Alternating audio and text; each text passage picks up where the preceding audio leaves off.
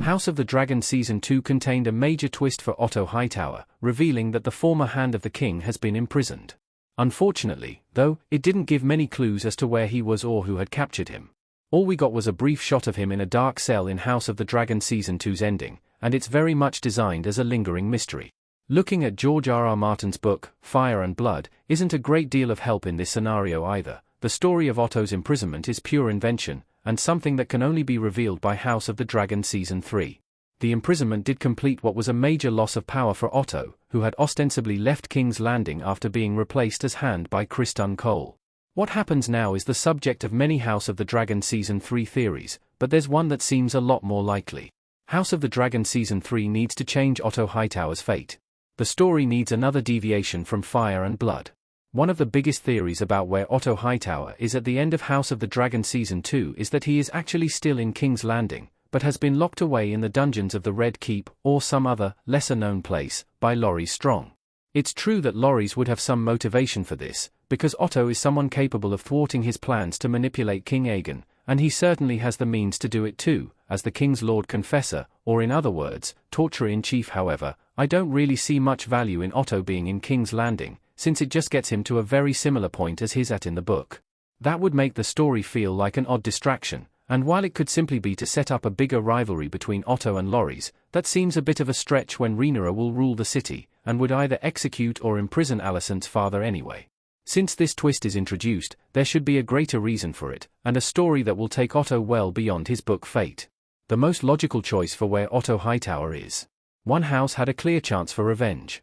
Lyman Beesbury talking in House of the Dragon.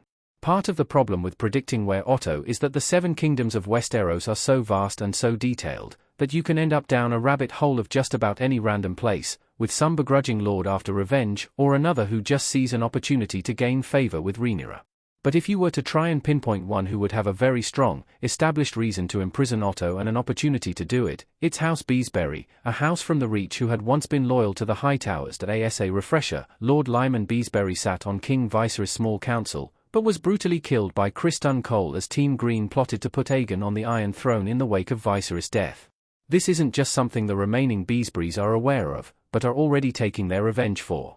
As revealed in House of the Dragon Season 2, Episode 6, war has erupted in the Reach, and House Beesbury has raised arms against the Hightower host.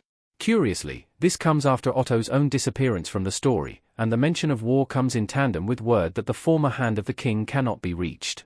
If Otto had attempted to return home to Old Town, then he likely would have had to journey pretty close to House Beesbury's seat of Honeyholt. Depending on where exactly he was, it's essentially en route to Old Town, meaning there would likely have been a clear opportunity to take him prisoner. Daeron Targaryen could save Otto Hightower. House of the Dragon Season 3 can finally introduce Alicent's youngest son, Tessarion, in House of the Dragon. Although Otto being imprisoned is not taken from Fire and Blood, the rising tensions with and rebellions against House Hightower are from the source material.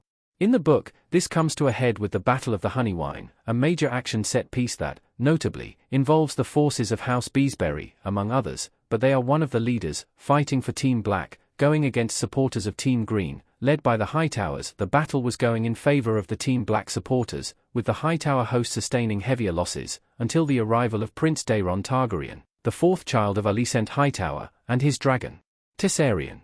The presence of a dragon changes the fight completely because the army cannot stand against it, with no dragon of their own present, and it results in a Green's victory, earning Daeron the nickname the Daring.